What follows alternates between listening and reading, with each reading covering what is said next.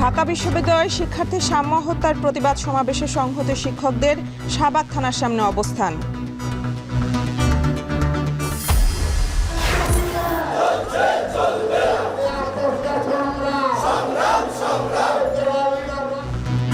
ইশরাককে mayor পদের শপথের দাবিতে অচল নগর ভবন। উপদেষ্টা আসিফের পদত্যাগ দাবি, কাল ব্লকেড কর্মসূচি। দ্বিমত নিয়ে দ্রুতই সমাধানের আশা আলী রিয়াজের। নির্বাচনের স্পষ্ট রোডম্যাপের দাবি জামায়াতের। ঐক্যমত্য কমিশনের বৈঠক। পলিটিক্যাল স্টেবিলিটি এবং ফেয়ার ইলেকশনের জন্য, প্রপার ইলেকশনের জন্য সেগুলোকে গুরুত্ব দিয়েই আমি মনে করি একটা সিদ্ধান্ত চূড়ান্ত হওয়া দরকার। 2 দশক পর সচল হচ্ছে শেখ হাসিনার বার্জ মাউন্টেড দুর্নীতি মামলা। শুনানি 15 জুলাই। অবৈধ সম্পদের অনুসন্ধান শুরু দুদকের।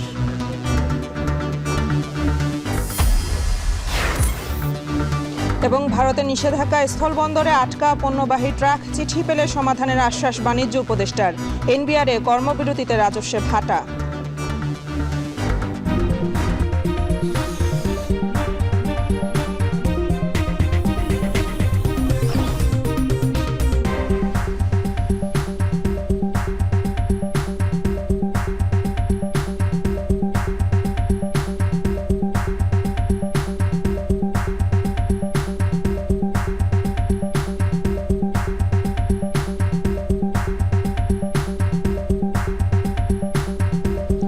স্বাগত। এখন দুপুরে পুরো আয়োজন জুড়ে সঙ্গে আছে আমরা দুজন, আমি মেহেদি নানি এবং আমি নাজমুস সাকিব।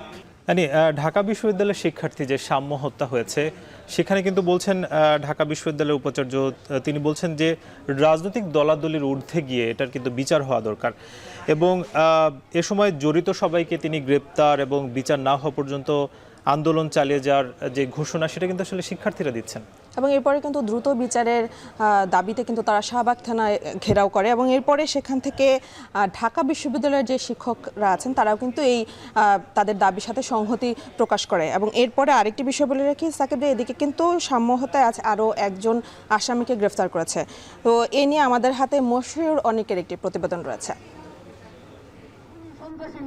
নিহত ঢাকা বিশ্ববিদ্যালয়ের ছাত্র শাহরিয়ার আলম সৌম্য হত্যার প্রতিবাদে রোববার সকাল থেকেই অপরাজেয় বাংলার সামনে জড়ো হতে শুরু করেন ছাত্র শিক্ষকেরা। আন্দোলনকারীদের দাবি, হত্যার সঙ্গে জড়িতদের দ্রুত সময়ে আনতে হবে আইনের আওতায়, নিশ্চিত করতে হবে বিচার। 5 দিন পেরিয়ে গেলেও এখনো হত্যার কারণ জানা যায়নি। সেই সঙ্গে পরিকল্পনাকারীরা রয়েছে ধরাছোঁয়ার বাহিরে। যদিও এ ঘটনায় তাৎক্ষণিক গ্রেপ্তার করা হয়েছিল 3 জনকে। প্রত্যক্ষদর্শীরা বলছেন এখনো গ্রেপ্তার হয়নি মূল আসামিসহ বাকিরা। শিক্ষার্থীদের দেয়া 48 ঘন্টার আলটিমেটামের মধ্যেই সাম্য হত্যার বিচার ও আসামিদের গ্রেপ্তারের দাবিতে মিছিল নিয়ে শিক্ষার্থী ও শিক্ষকেরা পৌঁছান শাহবাগ থানার সামনে। এ সময় তাদের সঙ্গে সংহতি প্রকাশ করেন বিশ্ববিদ্যালয়ের শিক্ষক ও উপাচার্য। বৈঠকে বসেন প্রশাসনের সঙ্গে। তারা অভিযোগ করেন 48 ঘন্টার মধ্যে সমাধান হবার কথা থাকলেও এখনো কোনো অগ্রগতি দেখা যাচ্ছে না। বিচার না হওয়া পর্যন্ত আন্দোলন চালিয়ে যাওয়ার ঘোষণা আসে শিক্ষার্থী ও শিক্ষকদের পক্ষ থেকে। ঢাকা বিশ্ববিদ্যালয়ের উপাচার্য আহ্বান করেন রাজনৈতিক দলাদলির ঊর্ধ্বে থেকে সুষ্ঠু বিচারের লক্ষ্যে সবাইকে ঐক্যবদ্ধ থাকার। একটি ইন্ডিপেন্ডেন্ট তদন্ত কমিটি চালিয়ে নিয়েছে আমাদের অত্যন্ত শক্তিশালী একটি তদন্ত কমিটি, আমাদের কলা অনুষদের ডিন মহোদয়ের নেতৃত্বে এবং আমাদের আইনের ডিন মহোদয়ের সদস্য আছেন। রাজনৈতিক দলাদলির ঊর্ধ্বে উঠে সবাইকে সাথে নিয়ে এই মর্মন্তুর হত্যাকাণ্ডের বিচার দ্রুততম সময়ে করতে এবং এই ব্যাপারে আমাদের তরফ থেকে যা করণীয় আমরা করব, আপনার তরফ থেকে যা করে সেটা আপনি করবেন এবং সবাই মিলে আমরা পুলিশের সহযোগিতা চাই। এ সময় আশেপাশের সিসিটিভি ফুটেজ দেখে সাম্য হত্যায় জড়িতদের দ্রুত আইনের আওতায় আনার দাবি জানান তার পরিবার। আজ 5 দিন হয়ে গেল, বাকি কয়েকজনকে গ্রেফতার করতে এত দেরি হওয়ার কথা না। পুলিশ প্রশাসনের যদি সদিচ্ছা থাকে, সমস্ত ভিডিও ফুটেজ বাংলা একাডেমি আছে,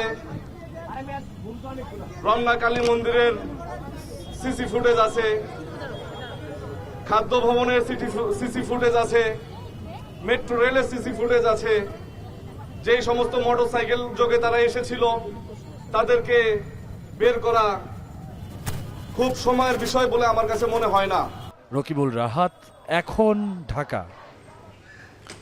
মানে শিক্ষার্থীদের যেই আন্দোলন, সেখানে কিন্তু আমরা দেখতে পাচ্ছি যে সাম্য হত্যার ব্যাপারে কিন্তু গত দুদিন আগে শাহবাগ থানায় জানানো হয়েছে যে এই বিচারের একটা কুল কিনারা করতে হবে, এবং 48 ঘন্টা যেহেতু আলটিমেটাম দেওয়া হয়েছে, আজকে কিন্তু ঠিক 11টা নাগাদ কিন্তু সেই 48 ঘন্টা শেষ হয়েছে এবং 12টার পরপরই শিক্ষার্থীরা কিন্তু শাহবাগ থানা অবরোধ করেছেন। হ্যাঁ সাকিব, আর শিক্ষার্থীদের এই আন্দোলন সমাবেশের খবর রাখতে কিন্তু সকাল থেকে আমাদের সহকর্মী মশিউর অনেক আছেন ঢাকা বিশ্ববিদ্যালয় ক্যাম্পাসে। আমি চলে যাচ্ছি তার কাছে। অনেক, সাম্য হত্যার বিচার দাবি নিয়ে শিক্ষার্থীদের পরবর্তী কর্মসূচি কি জানাবেন?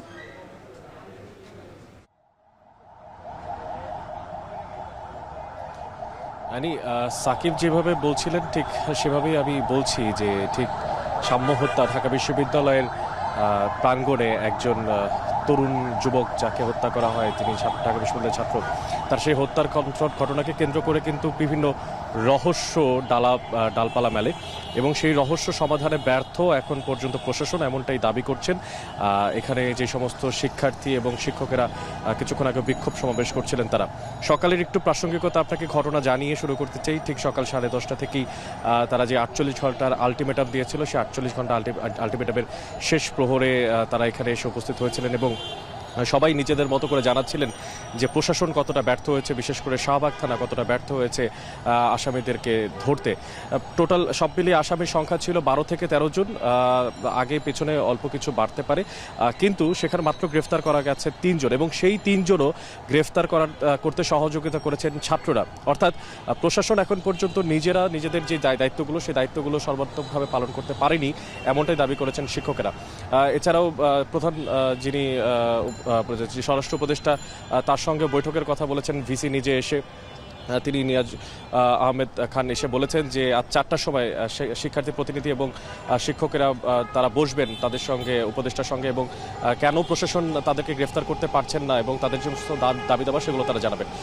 এরপরে তারা ঠিক যেই অপরাজেয় বাংলা, সেখান থেকে তারা মিছিল করতে করতে, ক্ষোভ জানাতে তারা এসে পৌঁছান শাহবাগ থানার সামনে। পরবর্তীতে শাহবাগ থানার যারা প্রশাসনিক কর্মকর্তা আছেন তাদের সাথে তারা বৈঠক করেন এবং প্রশাসনিক কর্মকর্তারা তাদেরকে জানান যে 6 দিনের তাদেরকে সময় দেওয়ার জন্য, যাতে করে তারা তাদের যে সমস্ত প্রক্রিয়া সেগুলো সম্পূর্ণ করে আইনি প্রক্রিয়াতে আসামিদেরকে গ্রেফতার করতে সমর্থ হন। তারা আসলে সেই দাবির কথা শোনেন এবং পরবর্তীতে তারা সেটা মেনে নেন। শিক্ষকেরা এসে ঠিক শাহবাগ থানার বাইরে শিক্ষার্থীদের উদ্দেশ্যে অনুরোধ করেন আন্তর্জাতিক সম্পর্ক বিষয়ক যেই শাখা, যেই ডিপার্টমেন্ট, সেখানে যাতে তারা জড়ো হন এবং রাজপথ তারা যাতে ছেড়ে দেন, এবং এরই মাধ্যমে আসলে তাদের আজকের যে কর্মসূচি সেটা শেষ করা হয়। যদিও বিকাল 4টার পরে পরবর্তী কর্মসূচির কথা তারা জানাবেন বলেও জানিয়েছেন। তো এই মুহূর্তে ঢাকা বিশ্ববিদ্যালয় চত্বর থেকে আমার কাছে এই ছিল সবশেষ তথ্য। সাম্য হত্যার বিচারের দাবি নিয়ে ঢাকা বিশ্ববিদ্যালয় ক্যাম্পাসে শিক্ষক শিক্ষার্থীদের প্রতিবাদ সমাবেশ চলছে, সেই খবরই জানাচ্ছিলেন সহকর্মী মশিউর অনেক। একটা বিষয় কিন্তু আমরা দেখি যে এই যে সাম্য হত্যার যেই আন্দোলন, সেই বিচারের দাবিতে আন্দোলন, এবং এর বাইরেও কিন্তু বেশ কিছু রাজধানীতে আন্দোলন চলছে। আমরা গত কয়েকদিন ধরে দেখছি যে ইশরাক হোসেনকে মেয়র যেই শপথ, সেই শপথ পড়ানোর দাবিতে কিন্তু কয়েকদিন ধরে আন্দোলন চলছে এবং আজকেও কিন্তু সেই আন্দোলন চলেছে নগর ভবনের সামনে, এবং বলা হচ্ছে যে আগামীকাল তারা 11টা নাগাদ আবারও আন্দোলন করবেন নগর ভবনের সামনে এবং সকল ধরনের কর্মসূচি ব্লকেট, তারা কিন্তু যে নগর ভবনের কার্যক্রম সেটা ব্লকেট ঘোষণা করেছেন। এবং বলা হচ্ছে যে উপদেষ্টা আসিফ মাহমুদ তাকে আসলে পদত্যাগের দাবিও কিন্তু জানিয়েছেন আন্দোলনকারীরা। সাকিব, এই যে টানা আন্দোলন চলছে, এই কারণে কিন্তু নগর ভবনের বলা চলে যে অনেকটা অচলাবস্থায় সৃষ্টি হয়েছে এবং বন্ধ রয়েছে এই নগর ভবনের যেসব আঞ্চলিক সেবা কার্যক্রম রয়েছে সেগুলো কিন্তু এখন পর্যন্ত কিন্তু বন্ধ রয়েছে। এতে ভোগান্তিতে কিন্তু পড়েছে যারা আসলে এখানে এই নগর ভবনে যারা সেবা গ্রহীতা আছেন, তারা কিন্তু অনেকটাই ভোগান্তিতে পড়ছেন। তো এই বিষয়ে আমাদের কাছে একটি প্রতিবেদন রয়েছে সিউল আহমেদের। মোহাম্মদ হেলাল মিয়া সস্ত্রীক এসেছেন জন্ম নিবন্ধন নিতে, তবে নগর ভবনের কার্যক্রম বন্ধ থাকায় দুর্ভোগে পড়েন তারা। বনগ্রাম থেকে আসছিলাম, এটা জন্ম নিবন্ধনের কাজের জন্য আসছি, ঘুরায়, আজকে আসেন কালকে আসেন। শুধু হেলাল মিয়া নয়, এরকম অনেকেই ঢাকা দক্ষিণ সিটি কর্পোরেশনে এসেছেন নাগরিক সেবা নিতে। কেউ এসেছেন জন্ম নিবন্ধন নিতে, কেউ বা ট্রেড লাইসেন্স তৈরি করতে, আবার অনেকেই এসেছেন দোকানের নামজারির অর্থ জমা দিতে। কিন্তু ইশরাক হোসেনকে মেয়র হিসেবে শপথ পড়ানোর দাবিতে শনিবার থেকে ঢাকাবাসী ব্যানারে বিক্ষোভকারীরা দক্ষিণ সিটি কর্পোরেশনের ফটকে তালা ঝুলিয়ে দেয়। এতে সকল কার্যক্রম বন্ধে দুর্ভোগে নগরবাসী। জন্ম নিবন্ধনের কাগজ হারান গেছে, ওই কাগজটা উঠে বার লাগিয়া আর একবার আইছিলাম, কয় যে থানায় জিডি করতে হবে। থানায় জিডি করছি দেশে, এখন কয় যে এখন হইবে না, পরে এখন এই গ্যাঞ্জাম চলতে আছে, ওই গেট করতে আলাদা দেওয়া। অনলাইনে ফিল আপ করতে অনেক সমস্যা, নেট স্লো থাকে, ইনফরমেশন একবার ফিল আপ করলে বলে যে আপনি তো ইয়া করে ফেলছেন, ডিউ করে ফেলছেন, তখন জানি না কবে নাগাদ পাবো সার্ভিস। নগর ভবন ঘুরে দেখা যায় পুরো ভবনের সবগুলো ফটকেই তালা ঝুলছে। এ ভবনে স্থানীয় সরকার মন্ত্রণালয়ের উপদেষ্টা আসিফ মাহমুদ সজীব ভুইয়ার অফিস থাকলেও সেই অফিসের গেটও ছিল তালাবদ্ধ।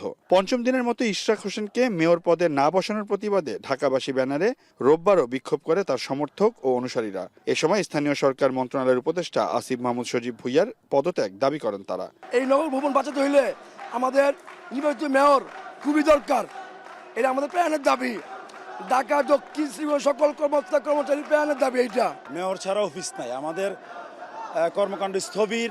আমরা যে নাগরিক সেবামূলক যে কাজগুলো করি, সেই কাজগুলো করতে যে ধরনের বাধার সম্মুখীন হচ্ছি, এটা মেয়র ছাড়া আসলে সলভ করা সম্ভব না। বর্তমান যে সিচুয়েশন, মন্ত্রণালয় যা ইশরাক সাহেবকে দেয় নাই, ঠিক আছে, আমরাও তো আজকে সিটি কর্পোরেশনে মনে করেন অনেক সুবিধা থেকে বঞ্চিত। আমাদের কর্মচারী ভাই বোনেরা বা কর্মকর্তা ভাইয়েরা যেন কোনো ধরনের হ্যাসেলের মধ্যে না পড়ে, যার কারণে আমরা একটা কারণে দাঁড়াইছি। আর দ্বিতীয় কারণ হলো আমরা ঢাকাবাসীর সাথে একমত। ইশরাক হোসেনকে মেয়র শপথ না করানো পর্যন্ত আন্দোলন অব্যাহত থাকবে বলে জানায় বিক্ষোভকারীরা। এছাড়াও নগর ভবনের সকল সেবা কার্যক্রম ব্লকেট ঘোষণা করা হয়। নগর ভবনের কার্যক্রম অচল করার জন্য আগামী দিনের জন্য ব্লকেট কর্মসূচি দিলাম। আমরা প্রকৌশলী ইশরাককে মেয়রের শপথ না নেওয়া পর্যন্ত আমরা এই আন্দোলন আমরা চালিয়ে যাব। সকালে এখন টেলিভিশনের সাথে ফোনে কথা হয় ডিএসসিসি প্রশাসক শাহজাহান মিয়ার সাথে। তিনি জানান, আইনি প্রক্রিয়ায় ঊর্ধ্বতন কর্মকর্তারা যে সিদ্ধান্ত নেবে সেভাবেই ঢাকা দক্ষিণ সিটি কর্পোরেশন কাজ করবে। আইন প্রক্রিয়া হওয়ার কারণে এখানে প্রশাসকের করণীয় কিছু নেই বলেও জানান তিনি। না, এগুলো তো আসলে এখন চলছে না, যেহেতু তালা মারা পুরো ভবনেই, আমাদের অফিসাররাও কেউ ঢুকতে পারছে না, কোনো কাজকর্মই করতে পারছে না। এটা তো আমাদের ঊর্ধ্বতন কর্তৃপক্ষ, তারা ওকে পান। আর বিষয়টা যেহেতু আইনি প্রক্রিয়া, এখন এটা বিষয়ে আমাদের ঊর্ধ্বতন কর্তৃপক্ষ অবহিত আছে, তারা যে নির্দেশনা দিন আমরা সেভাবে কাজ করব। গত 27 এপ্রিল আদালতের রায়ের পরিপ্রেক্ষিতে ইশরাক হোসেনকে ঢাকা দক্ষিণ সিটি কর্পোরেশনের মেয়র ঘোষণা করে গ্যাজেট প্রকাশ করে নির্বাচন কমিশন। সিউল আহমেদ, এখন, ঢাকা। এখন পর্যন্ত নির্বাচনের স্পষ্ট রোডম্যাপ ঘোষণা না হওয়ায় রাজনৈতিক দলগুলোর মধ্যে অস্থিরতা তৈরি হয়েছে বলে মন্তব্য করেছেন জামায়াতের নায়েবে আমির ডক্টর আব্দুল্লাহ মোহাম্মদ তাহের। সকালে সংসদ ভবনের এলডি হলে ঐকমত্য কমিশনের সাথে প্রথম পর্যায়ের আলোচনা শুভেচ্ছা বক্তব্যে এ মন্তব্য করেন তিনি। আর কমিশনের সহসভাপতি ডক্টর আলী রিয়াজ বলেন, আগামী 2-1 দিনের মধ্যে রাজনৈতিক দলগুলোর সাথে প্রথম পর্যায়ের আলোচনা শেষ করে দ্বিতীয় পর্যায়ের আলোচনা শুরু করবে কমিশন। বিস্তারিত জানাচ্ছেন গালিব ইবনে রিয়াজ। জুলাই সনদ তৈরি কিংবা রাষ্ট্র সংস্কার জুলাই আন্দোলনের অন্যতম আকাঙ্ক্ষা। সেই আকাঙ্ক্ষাকে বাস্তবে রূপ দিতে জুলাইয়ের পক্ষের সকল রাজনৈতিক দলের সাথে ধারাবাহিক আলোচনা করছে জাতীয় ঐকমত্য কমিশন। ইতিমধ্যে প্রথম পর্যায়ের আলোচনা প্রায় শেষ। রবিবার সকালে জাতীয় সংসদ ভবনের এলডি হলে ঐকমত্য কমিশনের সাথে প্রথম পর্যায়ের দ্বিতীয় দফার আলোচনায় বসে 11 সদস্যের জামায়াতে ইসলামী বাংলাদেশের প্রতিনিধি দল। এ সময় দলটির নায়েবে আমির ডক্টর আব্দুল্লাহ মোহাম্মদ তাহের শুভেচ্ছা বক্তব্যে অভিযোগ করেন, নির্বাচনের আগেই তার দলের লোকদের উপর হামলা হচ্ছে, তাই পরিস্থিতি বেশি খারাপ হওয়ার আগেই জাতীয় নির্বাচন হওয়া উচিত বলে মন্তব্য করেন তিনি। নির্বাচন কমিশনের কিছু কাজে প্রশ্ন উঠেছে উল্লেখ করে তিনি সরকারকে এই ব্যাপারে নজর দেওয়ার আহ্বান জানান। অনেকগুলো ঘটনা বাংলাদেশে ঘটছে এবং কারো কারো বিশ্লেষণ হচ্ছে যে এর পিছনেও দেশকে আনস্টেবল করার জন্য ষড়যন্ত্র আছে এবং সেই ষড়যন্ত্রের বহিঃপ্রকাশে হচ্ছে নানামুখী এ সমস্ত আনরেস্ট তৈরি করার একটি প্রক্রিয়া। আমরা এই ধরনের ষড়যন্ত্রের নিন্দা করছি এবং এই সরকারের প্রতি আমাদের অনুরোধ থাকবে তারা যেন আরও দৃঢ়তার সাথে এবং সঠিকতার সাথে পরিস্থিতিকে মোকাবেলা করে। আর মধ্যাহ্ন বিরতিতে নায়েবে আমির বলেন, এখন পর্যন্ত আলোচনায় প্রাধান্য পেয়েছে দুর্নীতি দমন কমিশন। এই প্রতিষ্ঠান নিজেই দুর্নীতিগ্রস্ত মন্তব্য করে দলটির প্রস্তাব টাস্কফোর্স গঠনের মাধ্যমে এই সংস্থাকে নজরদারি করা। একটি দুর্নীতি দমন কমিশন এবং তার আওতাধীন একটা ওয়াচ ডগের মতো কাজ করবে, একটা কাউন্সিল করার জন্য আমরা প্রস্তাব দিয়েছি। সেখানে একটা টাস্কফোর্স থাকবে এবং সেই টাস্কফোর্স দুর্নীতিগুলোর উপরে তদন্ত করবে এবং যারা দোষীটাকে চিহ্নিত করবে এবং এটার সাথে জড়িত যারাদেরকে প্রাইমারি একটা পানিশমেন্টের আওতায় তারা আনতে পারবে। 10 বছরের বেশি কোনো ব্যক্তি প্রধানমন্ত্রীর পদে অধিষ্ঠিত হতে পারবেন না সমগ্র জীবনের ভিতরেই। আর কমিশন সহসভাপতি ডক্টর আলী রিয়াজ বলেন, সকল রাজনৈতিক দল এখন পর্যন্ত আন্তরিক। আশা করা যাচ্ছে দ্বিমত বিষয়গুলো নিয়ে একটা সমাধানে আসা যাবে। আমরা প্রাথমিক পর্যায়ের আলোচনাগুলো আগামী 2-1 দিনের মধ্যে সমাপ্ত করতে পারলে আমরা দ্বিতীয় পর্যায়ের আলোচনাটা দ্রুততার সঙ্গে শুরু করব এবং আমরা বিশ্বাস করি যে সমস্ত জায়গার মতো ভিন্নতা আছে, ভিন্ন মত আছে, ঐকমত্য তৈরি হচ্ছে না, সেগুলোর ব্যাপারেও আমরা অগ্রসর হতে পারবো। গত বছরের অক্টোবরে 6টি সংস্কার কমিশন গঠন করে অন্তর্বর্তী সরকার। এর মধ্যে সংবিধান, নির্বাচন ব্যবস্থা, দুর্নীতি দমন, বিচার বিভাগ ও জনপ্রশাসন সংস্কার কমিশনের গুরুত্বপূর্ণ 166টি সুপারিশ নিয়ে ঐকমত্য তৈরির লক্ষ্যে রাজনৈতিক দলগুলোর সঙ্গে আলোচনা করছে ঐকমত্য কমিশন। গালিব ইবনে রিয়াজ, এখন, ঢাকা। নেতৃত্বের বিকাশ, মত প্রকাশের স্বাধীনতা ও গণতান্ত্রিক চর্চা, এই 3 মূল ভিত্তির উপর দাঁড়িয়ে আছে ছাত্র সংসদ নির্বাচন। অথচ দীর্ঘদিন ধরে দেশের বেশিরভাগ বিশ্ববিদ্যালয় এই নির্বাচন বন্ধ রয়েছে। বক্তারা বলছেন, রাজনৈতিক দলীয় প্রভাব এবং প্রশাসনিক নিয়ন্ত্রণের কারণেই ছাত্র সংসদ নির্বাচন বাধাগ্রস্ত হচ্ছে। সিডাপ মিলনায়তনে ছাত্র সংসদ নির্বাচন কাঠামোগত সংস্কার শীর্ষক সংলাপে এই মতামত দেন বক্তারা। সংলাপে নীতি সংক্ষেপ উপস্থাপন করেন ঢাকা বিশ্ববিদ্যালয়ের উন্নয়ন অধ্যয়ন বিভাগের অধ্যাপক কাজী মারুফুল ইসলাম। শুভেচ্ছা বক্তব্যে ডেমোক্রেসি ইন্টারন্যাশনালের chief of party Catherine Cecil বলেন, ছাত্রদের নেতৃত্বগুণ বিকাশে কার্যকর ছাত্র সংসদ অপরিহার্য। বক্তারা বলেন, শিক্ষকরা প্রশাসনিক ক্ষমতা হারানোর আশঙ্কায় ছাত্র সংসদ নির্বাচন থেকে বিরত থাকছেন। তারা মনে করেন, বিশ্ববিদ্যালয় প্রশাসনই ছাত্র সংসদ নির্বাচনের প্রধান অন্তরায়।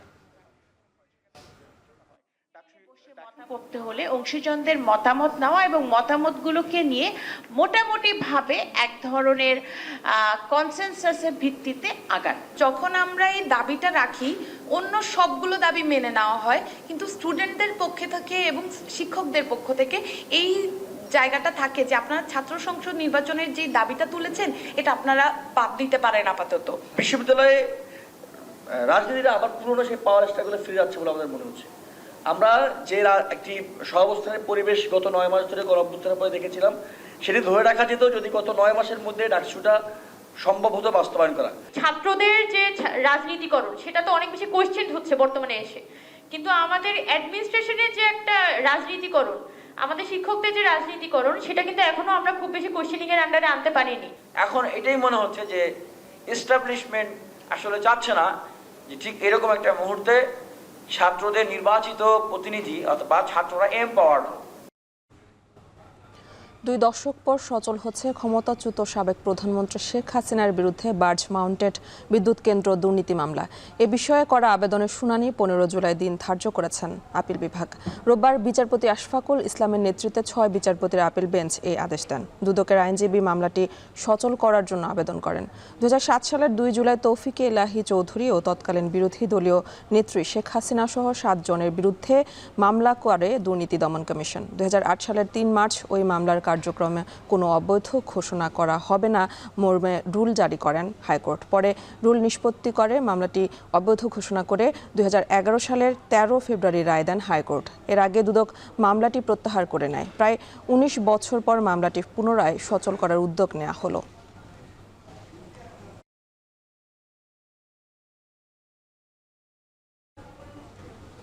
এদিকে ক্ষমতাচ্যুত প্রধানমন্ত্রী শেখ হাসিনার বিরুদ্ধে অবৈধ সম্পদের অনুসন্ধান শুরু করেছে দুদক। সংস্থাটির উপপরিচালক মাসুদুর রহমানকে এই অনুসন্ধানের দায়িত্ব দেওয়া হয়েছে। অনুসন্ধানকারী দল সম্পদ বিবরণী নোটিশ জারি সহ শেখ হাসিনার স্থাবর সম্পদের হিসাব খতিয়ে দেখবে। একই সাথে তার আয়কর নথির সাথে বাস্তবে তার সম্পদের হিসাবও মিলিয়ে দেখবে। এর আগে শেখ হাসিনার বিরুদ্ধে প্লট জালিয়াতি, বিদেশে অর্থ পাচার, প্রকল্পের অর্থ লুটপাট সহ একাধিক অভিযোগের অনুসন্ধান শুরু করে দুদক। ইতোমধ্যে পূর্বাঞ্চলে প্লট জালিয়াতির মামলায় চার্জশিট দাখিল করলে আদালত শেখ হাসিনার বিরুদ্ধে গ্রেফতারি পরোয়ানা জারি করেন। কে নিচ্ছে?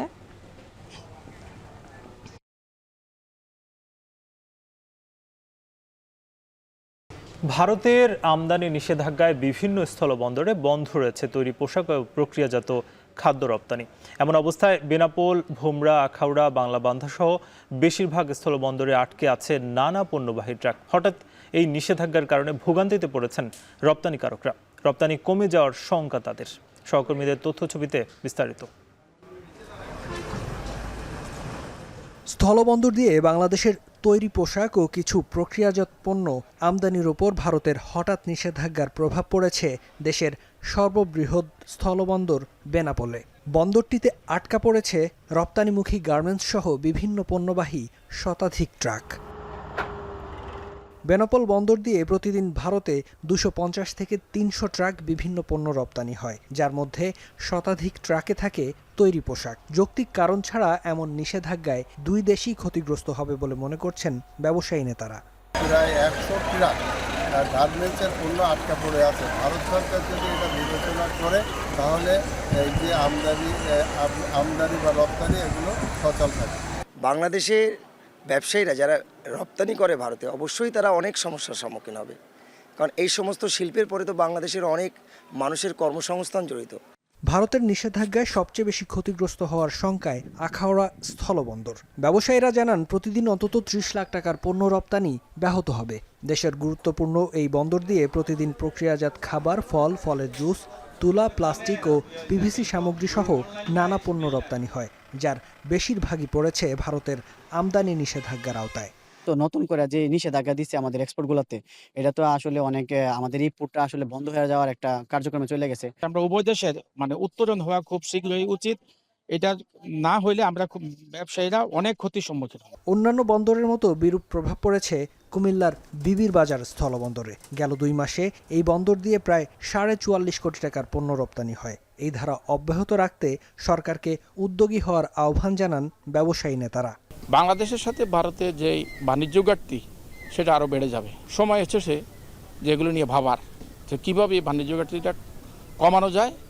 সেই পদক্ষেপ আমার মনে হচ্ছে সরকার চিন্তা করছেন, এবং সেই চিন্তার প্রতিফলন হয়তো আমরা আস্তে আস্তে দেখতে পাব।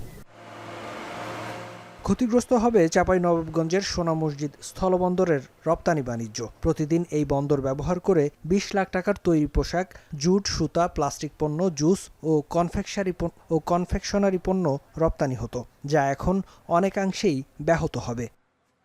সাতক্ষীরার ভোমরা স্থলবন্দর দিয়ে বর্তমানে কেবল প্রক্রিয়াজাত শিশু খাদ্য রপ্তানি হয়। ভারতের নিষেধাজ্ঞায় বড় কোনো প্রভাব না পড়লেও ক্ষতির মুখে পড়বে এই খাতের ব্যবসায়ীরা।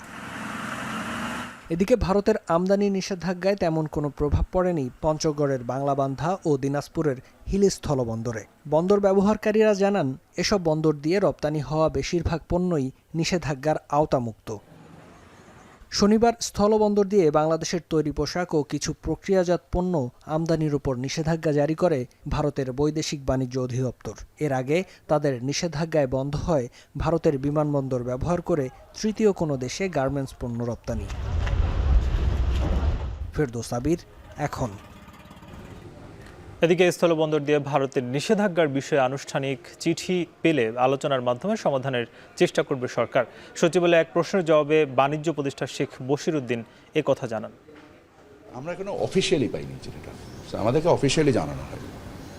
আমরা সোশ্যাল মিডিয়াতে দেখেছি, আমাদের কপি এসছে, আর যেটা আপনাদের কাছেও এসছে। বিভিন্ন সময় আমরাও আমাদের কৃষিপণ্য উৎপাদন এবং ভোগের উপরে নির্ভর করে আমদানিতে বিভিন্ন রকমের বিধিনিষেধ আরোপ করি, ভারতও করে। সো এটা একটা চলমান প্রক্রিয়া। ভারতও আমাদের কাছ থেকে যেটা সোর্স করে সেটাও কম্প্যারেটিভ রিজনসে সোর্স করে। So natural trade should flow, that's the whole idea. এবং আমরা আমাদের বৈচিত্র্যকরণের মাধ্যমে এবং আমরা আমাদের প্রতিযোগিতা সক্ষমতার মাধ্যমে আমরা আমাদের বাণিজ্য বৃদ্ধি ঘটাবো। ভারত স্থলপথ ব্যবহার করে পণ্য আমদানি বন্ধ করায় তৈরি পোশাক খাত খুব বেশি ক্ষতির মুখে পড়বে না বলে মনে করেন বিকেএমইএ সভাপতি মোহাম্মদ হাতেম। এখন টিভিকে তিনি আরও জানান, ঈদের লম্বা ছুটির জন্য শিল্প কারখানার সঠিক নির্দেশনা থাকা উচিত ছিল। পথ দিয়ে তাদের দেশে আমাদের রপ্তানি বন্ধ করাতে পোশাক শিল্প খুব একটা ক্ষতিগ্রস্ত হবে না, কারণ আমাদের টোটাল ইন্ডিয়াতে টোটাল রপ্তানির হয়তো ম্যাক্সিমাম 30% কি 35% আমাদের স্থলপথ দিয়ে ভারতে রপ্তানি হয়। আমরা শ্রম মন্ত্রণালয়কে একটা চিঠি দিয়ে বলেছি যে আপনারা এটাকে একটু ক্লিয়ার করে দেন যে এই সরকার ঘোষিত 10 দিনের ছুটি শিল্প কলকারখানার জন্য প্রযোজ্য নয়। শিল্প কলকারখানার ছুটি নির্ধারিত হবে শ্রম আইনের নির্দেশনা মোতাবেক। এই কথাটা বলতে শ্রম মন্ত্রণালয়ের কি অসুবিধা হলো এটা আমাদের কাছে বোধগম্য নয়। টানা 4 দিনের কর্মবিরতিতে আমদানি রপ্তানি কার্যক্রম কার্যত স্থবির হয়ে পড়েছে। চট্টগ্রামে কাস্টমস কর্মকর্তাদের টেবিল ফাঁকা থাকায় হচ্ছে না কোনো কাজও। ব্যাপক ক্ষতির মুখে ব্যবসায়ীরা। পণ্য ডেলিভারি কমে যাওয়ায় চট্টগ্রাম বন্দরে বাড়ছে কন্টেইনার জট। শুল্কায়নের কাজ শেষ করতে না পারায় চরম ভোগান্তিতে পড়েছেন C&F এজেন্টরা। আটকে আছে সরকারের রাজস্ব। এদিকে এনবিআর বিলুপ্তির অধ্যাদেশের বৈধতা চ্যালেঞ্জ করে হাইকোর্টে রিট করা হয়েছে। হাজেরা শুলির প্রতিবেদনে বিস্তারিত। দেশের 92% পণ্য আমদানি ও রফতানি হয় চট্টগ্রাম বন্দর দিয়ে।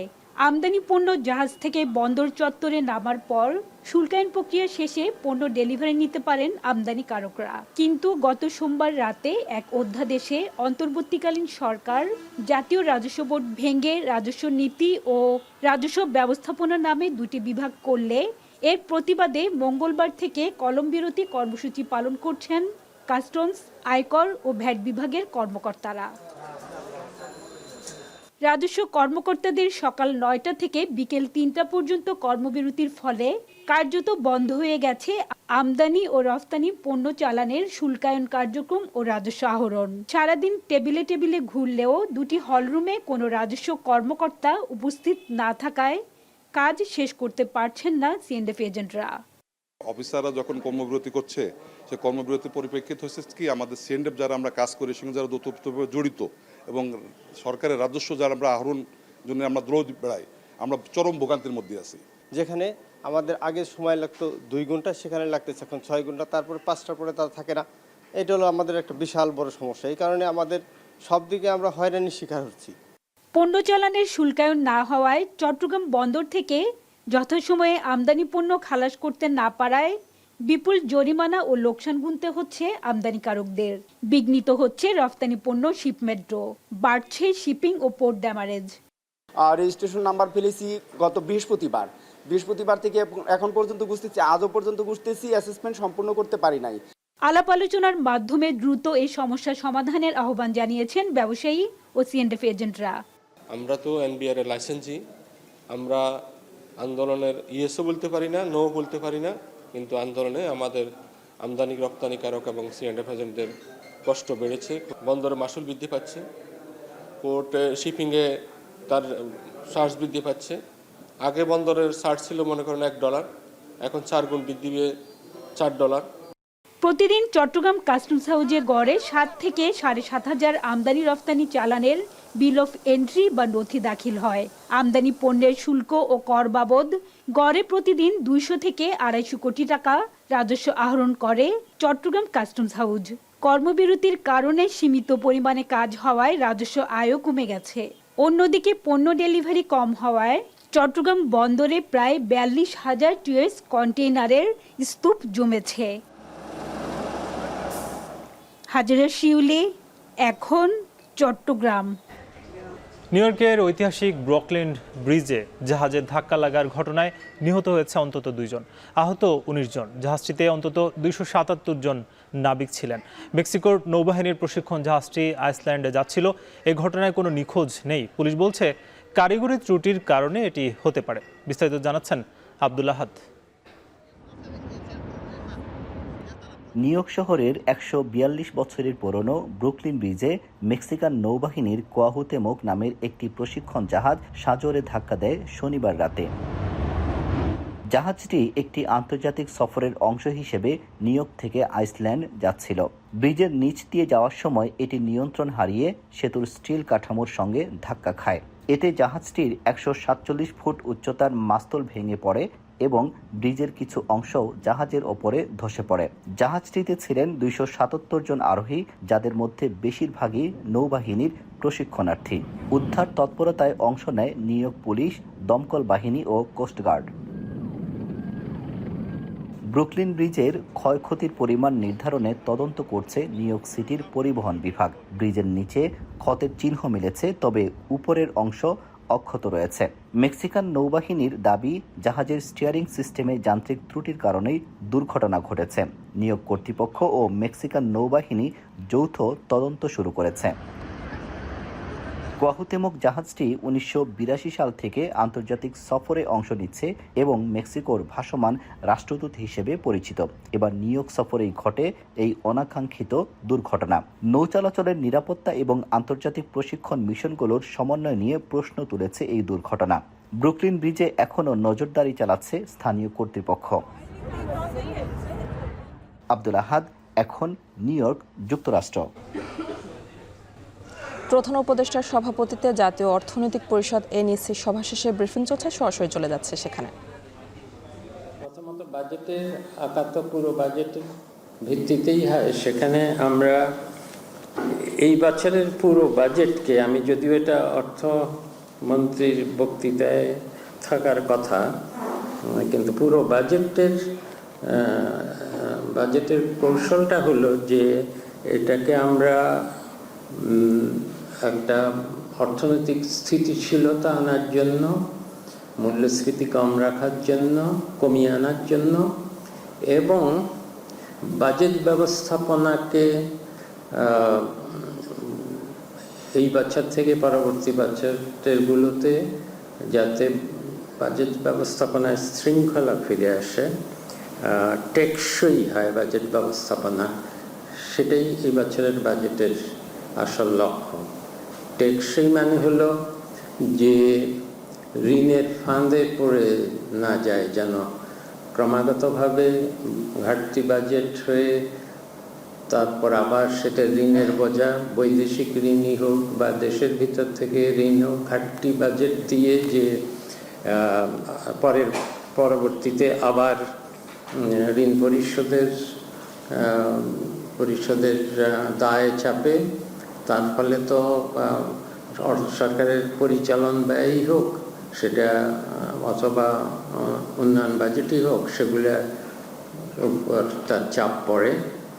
এই দুষ্ট চক্র থেকে বেরিয়ে আসার জন্য এবার বাজেটের, যেহেতু আমরা রাতারাতি রাজস্ব বৃদ্ধি করা যাবে না হঠাৎ করে, চেষ্টা হবে এবছর থেকে রাজস্ব বৃদ্ধি করার সর্বাত্মক চেষ্টা হবে, কিন্তু তা সত্ত্বেও যাতে ব্যয় সীমিত থাকে এবং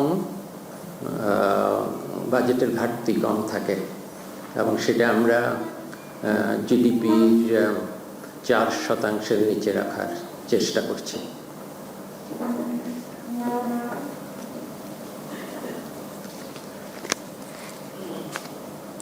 এর এমনিতেই এবারের বাজেটের আমি শুধু এই উন্নয়ন বাজেটের কথাই বলছি না, পুরো বাজেটের মধ্যে যেমন আমরা উন্নয়ন বাজেটের বরাদ্দটা তো আমাদের এসেছে পুরো বাজেটের থেকে, সেখানে বাজেটের অন্য অংশ হলো রাজস্ব বাজেট বা পরিচালন ব্যয় বলে আজকাল, আগের কালে রাজস্ব ব্যয় বলা হতো। সেখানে যে কারণে আমি বলেছি যে একটা টেকসই বাজেট ব্যবস্থাপনার দিকে যাতে এগিয়ে যাওয়া যায়, সেজন্য একটা হলো যে বাজেট ঘাটতি কমানো, আরেকটা হলো এমনিতেই আগে থেকে যেহেতু অনেক ঋণ আছে, কাজে ঋণ পরিশোধের বড় দায় আছে, ভর্তুকি হঠাৎ করে কমানো সম্ভব না, যেহেতু এখন মূল্যস্ফীতি অনেক বেশি, এবং তার মধ্যে শিক্ষকদের বেতন ভাতা বাড়ানোর একটা দাবি আছে, সেটা কিছুটা করা হচ্ছে। স্বাস্থ্য খাতে পরিচালন ব্যয় এখন হয়তো অত দৃশ্যমান হবে না, কিন্তু পরবর্তীতে